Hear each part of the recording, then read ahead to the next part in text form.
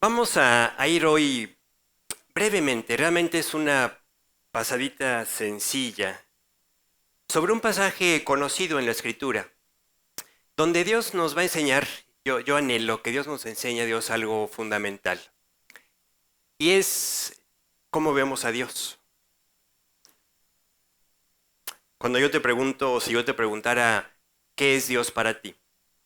A lo mejor tú tendrías muchas ideas bonitas, muchas ideas espirituales y, vamos a decir, bíblicamente correctas de lo que es Dios para nosotros.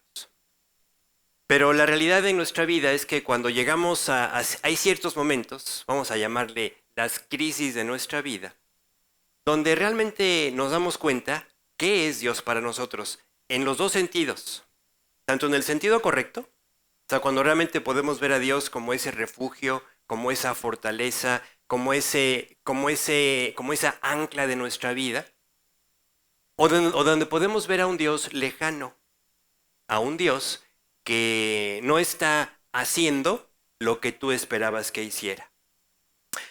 Nuestra naturaleza, como tú y yo somos descritos en la Biblia, somos descritos de una manera completamente diferente a como nosotros pensamos de nosotros mismos. La palabra de Dios, por ejemplo, dice en el Antiguo Testamento que el corazón humano es engañoso, más que todas las cosas, que no podemos comprenderlo. Es más, no nada más es engañoso, dice la Biblia que es malvado. Y si yo te preguntara, oye, ¿eres malo? Dirías, no, pues no siempre me porto bien, pero así como que malo, malo no soy. ¿O sí? O sea, no pensamos de nosotros como Dios nos ve. Pero Dios nos habla de la realidad de nuestra vida y no habla de nosotros como a nosotros nos gustaría que hablaran de nosotros. O sea, nosotros somos muy románticos, ¿no? Por ejemplo, ¿cómo estás? Bien. Realmente es una idea romántica. Porque las más de las veces, si somos honestos, no estamos tan bien. En todo sentido, a veces en lo físico, en lo espiritual, no estamos como podríamos estar. Pero siempre nos gusta que nos vernos o que nos vean como nos gustaría estar. O sea, no estamos como pensamos, pero que tienen que andar sabiendo los demás, ¿no? Bueno, vamos a leer una experiencia que vivieron los discípulos. Y cuando hablo de los discípulos es para que tú entiendas que eran personas como tú y como yo. Entre ellos había casados. ¿Quiénes están casados aquí? Con orgullo, con valor. Había casados, había solteros, ¿sí? Y cada uno de ellos enfrentaba la vida, estaba enfrentando su vida, pero además estaban en un sentido práctico aprendiendo a seguir al Señor Jesús. Vamos a entender cómo el Señor Jesús también está trabajando en sus vidas, como sin duda está trabajando en la tuya y en la mía. Dios hizo una promesa, dice, el que comenzó en ustedes la buena obra, la va a perfeccionar, la va a acabar hasta el día en que seamos reunidos con Jesucristo. Vamos a ir a un día, mejor dicho, al final de un día de muchas enseñanzas, al final de un día de mucho trabajo para Dios, al final de un día donde todos estos discípulos pudieron ver a Jesús haciendo y pronunciando cosas extraordinarias. Y vamos a ver ahí al final de ese día qué tiene Dios para nosotros. Dice en Marcos 4, versículos 35 y 36. Aquel día, cuando llegó la noche, les dijo, palabras de Jesús, pasemos al otro lado. Y despidiendo a la multitud, le tomaron como estaba en la barca y había también con él otras barcas. Quiero que te imagines ese día, un día ajetreado, un día donde el Señor Jesús estuvo compartiendo enseñanzas, donde estuvo haciendo sin duda milagros, ¿no? Pero llega al final del día, ahí es donde estamos parados, y viene una instrucción sencilla, clara del Señor Jesús, corta. Vamos al otro lado. Los discípulos empiezan a despedir a la gente, había una multitud reunida. Empiezan a despedirlos y empiezan a moverse en la dirección que Dios les había indicado. ¿Hacia dónde? Hacia el otro lado. Quiero que ubiquemos que ellos están al final del día. ¿Por qué? Porque al final del día, ¿cómo llegas a tu casa después de un día de trabajo? Cansado, ¿no? Así estaba Jesús, así estaban los discípulos. Y en ese momento, el Señor Jesús, que estaba en una barca compartiendo el Evangelio, dice la Biblia que los discípulos, ahí donde estaba Jesús, los demás se suben con él y se empiezan a dirigir hacia el otro lado. O sea, van hacia el otro lado del mar de Galilea. Y encontramos ahí a los discípulos siguiendo las instrucciones del Señor Jesús. En nuestra mente humana, cuando tú haces lo que Dios te pide que hicieras, ¿tú qué piensas? Vamos bien, ¿no? Si yo obedezco, las cosas tienen que salir bien. Mi papá decía cuando yo era chico, me decía, a los que se portan bien les va bien. Y esta idea, aunque es correcta, no es totalmente cierta, o sea, no siempre pasa. La realidad es que muchas veces tú puedes encontrarte haciendo lo correcto y vas a encontrar problemas. Y más en un mundo como el nuestro, donde vamos contracorriente y donde hacer lo correcto no es lo más popular, no es lo más aplaudido. Bueno, los discípulos están pensando, como nosotros humanamente, si vamos a donde el Señor nos dijo que fuéramos, si estamos cumpliendo su voluntad, no debe haber problemas. Pero ¿con qué nos encontramos? Versículo 37. Pero se levantó una gran tempestad de viento y echaba las olas en la barca, de tal manera que ya se anegaba. Aquí, una de las primeras lecciones que vemos es que Dios es el que planea, el que permite los problemas en nuestra vida. Es Dios el que tiene planeado en ese trayecto que diseñó para ti las dificultades, las pruebas, las situaciones incómodas. Este pero con el que empieza este versículo, este pero realmente encierra todas aquellas circunstancias que se atraviesan en nuestro deseo sincero de seguir lo que Dios tiene para nosotros, que nos quiere estorbar. Es como cuando tú dices, a ver, quiero empezar a leer la Biblia todos los días. Y en el día 1 de esa decisión, tú vas a empezar a ver cómo se empiezan a poner obstáculos. Resulta que es un día donde a lo mejor no dormiste bien, tuviste mucho trabajo, y a la hora de que tú quieres ponerte a leer la Biblia, estás así de que los ojos se te cierran. Y son obstáculos que se levantan para que tú puedas dirigirte o moverte en la dirección que Dios te ha pedido. Los problemas nunca son parte de nuestro plan. Pero te voy a decir algo, los problemas sí son parte del plan de Dios. ¿Por qué? Porque Dios, que nos conoce mejor, que nos conoce completamente, sabe lo que necesitamos. Y tú y yo necesitamos problemas, porque en los problemas pasan dos cosas. Aprendemos a conocer mejor a Dios y aprendemos a saber cómo estamos nosotros, dónde realmente estamos en nuestra relación con Dios. Si tú conoces mejor a Dios, vas a confiar más en Él a pesar de atravesar los problemas. Dice el pasaje, se levantó una gran tempestad. Nada más que era una tempestad de viento. No había agua que cayera de arriba. El agua les estaba llegando de las olas que levantaba el viento y las echaba sobre la barca, de tal manera que la barca se empezaba a anegar, se empezaba a llenar de agua. Y en ese momento vamos a encontrar a los discípulos y al Señor Jesús ilustrándonos las dos actitudes, las dos posiciones en las que podemos estar ante el problema. Ubicamos como los discípulos y Jesús están viviendo la misma circunstancia. ¿Y qué está haciendo Jesús? Versículo 38, la primera parte. Y él, Jesús, estaba en la popa durmiendo sobre un cabezal. Qué impresionante habrá sido para los discípulos ver a Jesús dormido ahí al fondo de la barca.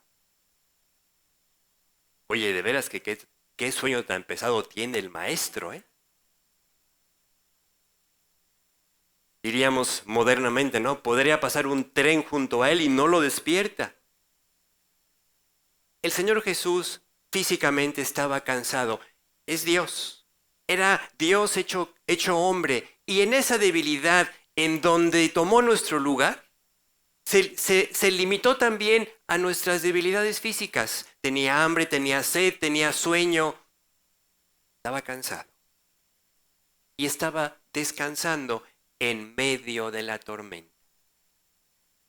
¿Qué hacen los discípulos? La siguiente parte del versículo. Los discípulos están desesperados, dice el pasaje, y le despertaron y le dijeron, Maestro, y esta pregunta es la que le da título a nuestro estudio esta mañana. Maestro, ¿no tienes cuidado que perecemos? Fíjate cómo las dificultades que enfrentamos aún siguiendo la voluntad de Dios nos pueden llegar a hacer pensar que Dios no tiene cuidado de nosotros. ¿Cuántas veces tú no tienes así un deseo de hacer algo para Dios? Y empiezan los obstáculos.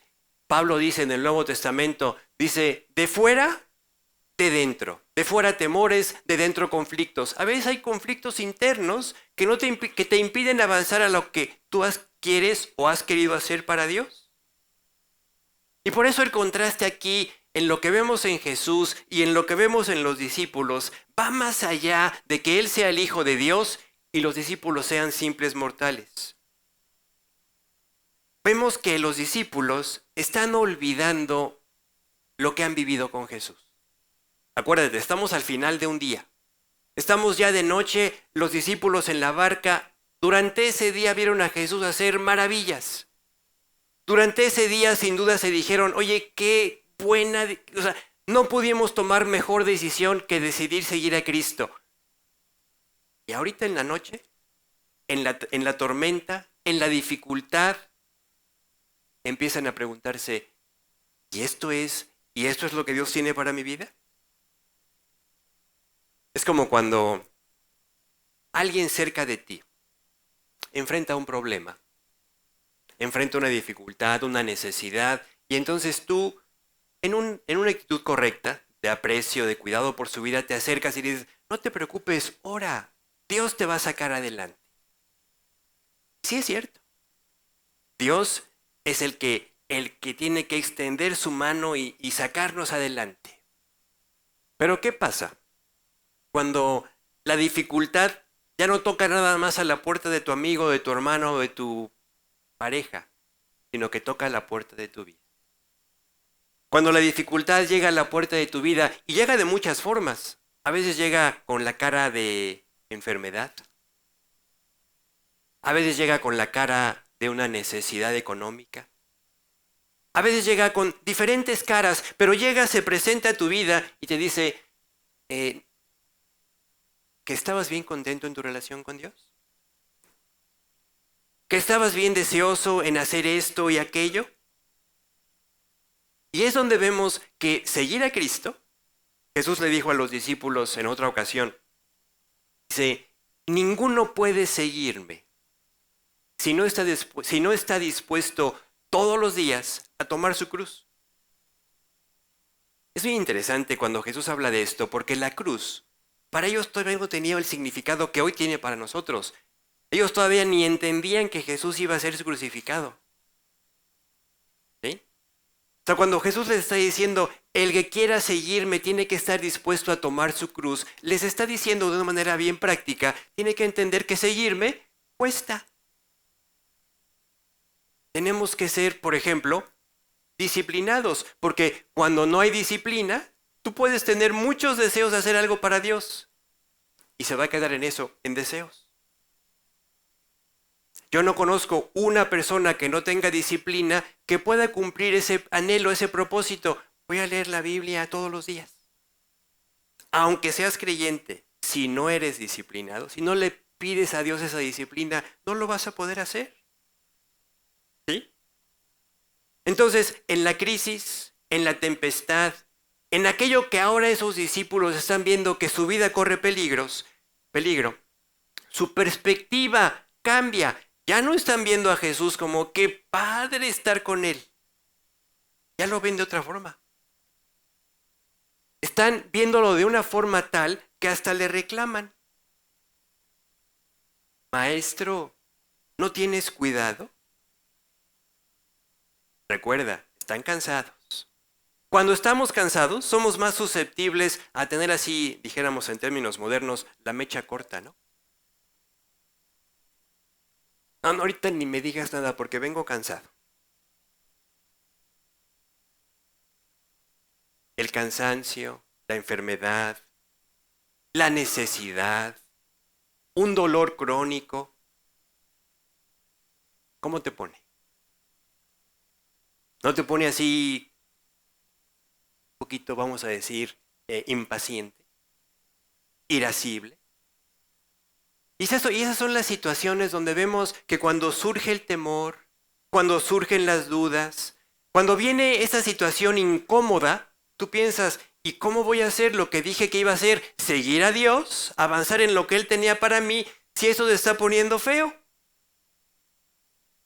Es que si Dios quisiera que yo leyera todos los días la Biblia, pues que no me dejen tanta chamba mi jefe, ¿no?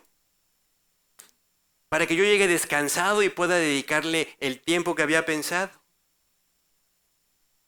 Pero ¿a dónde se pone a prueba el carácter? ¿A dónde se pone a prueba la disciplina? Por eso esta ilustración de los discípulos en la barca con el Señor Jesús, haciendo esta pregunta, ¿no tienes cuidado que perecemos?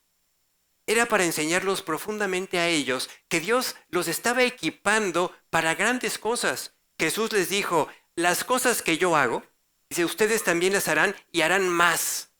Dice, porque yo ya me voy al Padre y ustedes les voy a encargar el changarro. Literal, así dice él. Bueno, no dice changarro.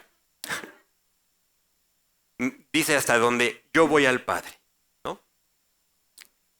Las obras que yo hago, ustedes también las harán. Entonces había que prepararlos para las crisis.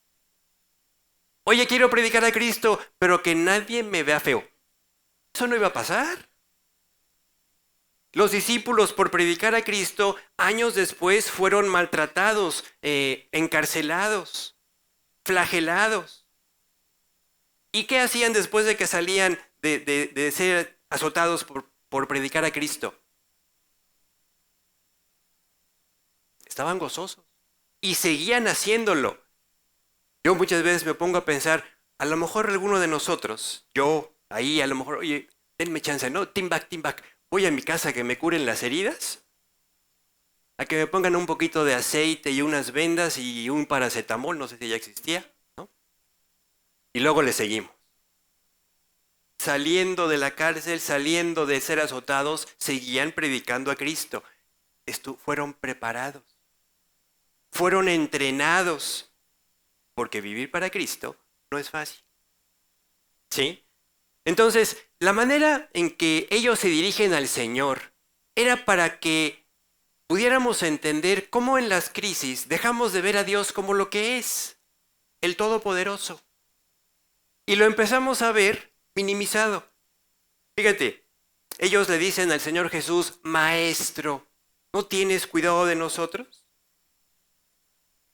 En ese momento ellos tenían que verlo como el Señor de los señores, como el Rey de reyes, como el Dios de toda la creación, y lo estaban viendo nada más como maestro. El que les compartía palabras de vida eterna, sí, qué padre, pero en ese momento ellos necesitaban verlo como en toda su magnitud. ¿Qué hace Jesús?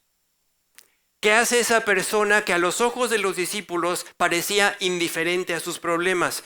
Se levanta y hace lo que Jesús siempre hace, un milagro, versículo 39. Y levantándose, reprendió al viento y dijo al mar, calla, enmudece. Y cesó el viento y se hizo grande bonanza. Me gustan las palabras de Jesús, bueno, las palabras en la Biblia, cuando habla que Jesús se levanta. Fíjate cómo no dice se despierta. Me viene a la mente ese pasaje en el libro de los Salmos, donde dice, Él no adormecerá, no se dormirá ni adormecerá el que guarda a su pueblo. Físicamente Jesús, el cuerpo de Jesús estaba dormido, pero Dios estaba pendiente de ellos. Estaba esperando el momento propicio, porque Dios siempre llega a tiempo, para dejarles ver lo que Él era y lo que Él tenía que también llegar a ser en sus vidas. Dice el pasaje, y es hermoso, que Jesús simplemente habla y el mar se calla, los vientos se enmudecen. Pero ¿sabes qué otra cosa se calla? Las preguntas absurdas de nuestra naturaleza. Llegó al final, le pusieron mute al reclamo, a la duda, al temor. Eso es lo que pasa cuando nos acercamos al Señor. Si lo llevamos al aspecto práctico, ¿cuántas veces Dios no te está invitando y te va a invitar a seguirlo, aunque tengas una piedra en el zapato? A seguirlo, aunque sea algo, vamos a decir, que te está costando. Y ese es Jesús quien se levanta para echar fuera el temor. Y en una muestra de amor para sus vidas, les dice, versículo 40, y les dijo, ¿por qué estáis amedrentados? ¿Cómo no tenéis fe? Esta pregunta es para nosotros hoy, en las circunstancias que estés viviendo, en aquellas que te pueden hoy estar impidiendo avanzar, correr en el camino que Dios tiene para tu vida. ¿Por qué te detienes?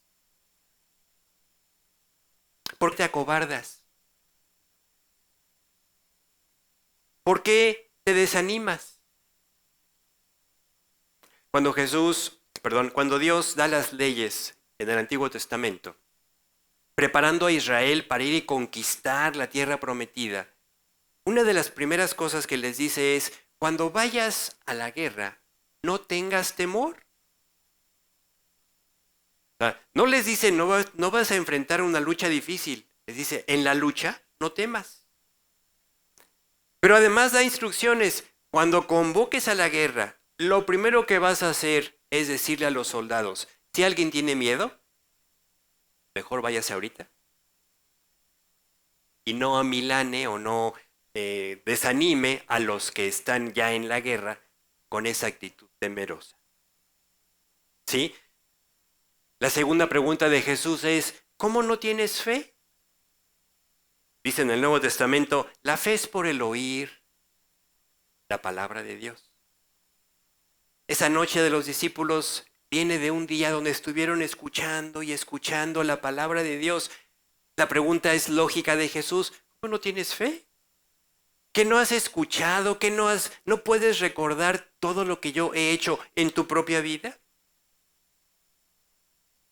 Y entonces llegamos a ver un contraste en la actitud de los discípulos que a mí siempre me ha sorprendido. O sea, yo no sé qué esperaban los discípulos cuando van con Jesús y lo despiertan. Porque Jesús se despierta, se levanta, siguiendo la línea del versículo. Jesús se levanta, reprende al viento, reprende al mar, se hace una bonanza tremenda. Y los discípulos, que estaban asustados por la tempestad, ahora están asustados por la respuesta de Dios. Fíjate, versículo 41. Entonces, ¿qué dice? Temieron con gran temor. Temieron con gran temor y se decían el uno al otro, ¿quién es este que aún el viento y el mar le obedecen? En este pasaje hay dos preguntas, una que le hacen los discípulos a Jesús y una que entonces ya se voltean en lo horizontal entre ellos y dicen, oye, ¿quién es esta persona en la que hemos creído? Pero qué hermoso ese contraste, porque es un contraste al cual Dios nos invita, que dejemos de temer a las circunstancias y empecemos a gozarnos de ver la persona que invitaste a tu vida y que cuando le das las credenciales, la autorización completa para que Él dirija, tú vas a ver que Él no se mide.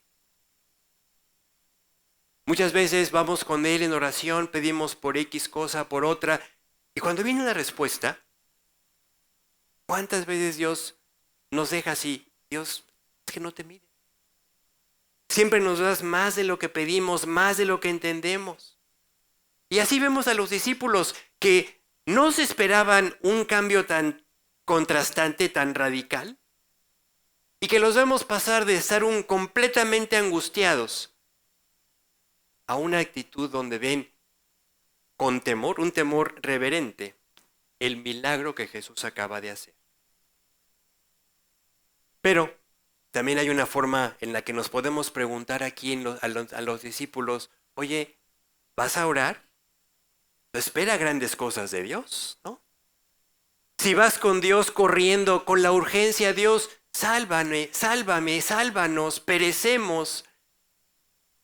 Y Dios mueve las circunstancias en un sentido, ¿por qué te sorprende? ¿Sí? Qué hermoso es ver el trabajo de Dios en nuestra vida y en las circunstancias.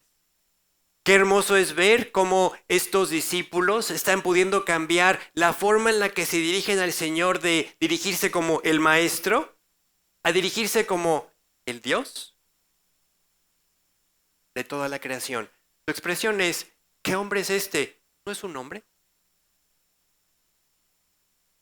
Es el creador de los cielos y la tierra.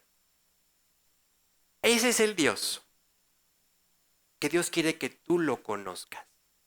Ese es el Jesús que Dios quiere que intimes con Él y que en la medida que tú intimes con Jesús, vas a poder confiar en Él, porque no confiamos en la persona que no conocemos. Es más, en las personas que conocemos, pues a veces tampoco confiamos porque las conocemos, ¿no? Pero en Dios no pasa así. Con Jesús, entre más lo conoces, más puedes confiar en Él. Y eso es lo que Dios quiere que hagamos. Que te acerques a la palabra. Que te acerques con fe y le digas, Dios, yo quiero conocerte mejor, quiero creer más en ti, quiero avanzar a lo que tú tienes para mí. No importa que se levanten las olas. No importa que se levanten las dificultades. No importa que haya cansancio en mi vida. O a lo mejor molestias o dolores. Yo no me imagino a Pablo escribiéndole así, no sé, a los filipenses, esta carta es breve, muy, muy breve, luego les escribo porque me duele el pie, ¿no? De la azotada que me dieron ayer, ¿no? La espalda. ¿Cómo es Dios diciéndonos, ¿quieres ser usado? Si yo te preguntara, ¿quieres ser usado o usada? Tú dirías, sí, yo quiero que Dios me use. Bueno, Dios te tiene que preparar. Dios te tiene que entrenar. Dios tiene que permitir cosas en tu vida donde aprendas a confiar en Dios, a pesar de que las olas se elevan. ¿Oramos? Dios, te damos muchas gracias por ese amor que nos tienes, por ese cuidado, no nada más para acercarte a nuestra vida y salvarnos, sino también para recordarnos que nos llamaste para ser ahora esos mensajeros, esos instrumentos que en tus manos podemos ser profundamente útiles, esos embajadores que en tu nombre podemos anunciar, testificar todos los días de que tú eres un Dios que cambia vidas, que transforma circunstancias, que no te limitas y que no hay fin de bendición para aquellos que deciden a tu favor. Dios, te damos gracias porque tú eres paciente, porque tú eres fiel, porque tú no cambias. Y porque a pesar de nuestras naturales dudas y temores, como las vemos reflejadas en las preguntas que hicieron los discípulos, vemos que tu trabajo en ellos rindió fruto. que tu palabra germinó y que hoy nosotros somos convertidos de los convertidos, de los convertidos de los discípulos, y que el Evangelio nos alcanzó conforme a tu promesa. Hoy, déjanos ser parte de ese eslabón hermoso, parte de esa cadena, ser ese eslabón hermoso con el que podamos participar de tu trabajo, de este trabajo de salvación. Te lo pedimos en el nombre de Cristo.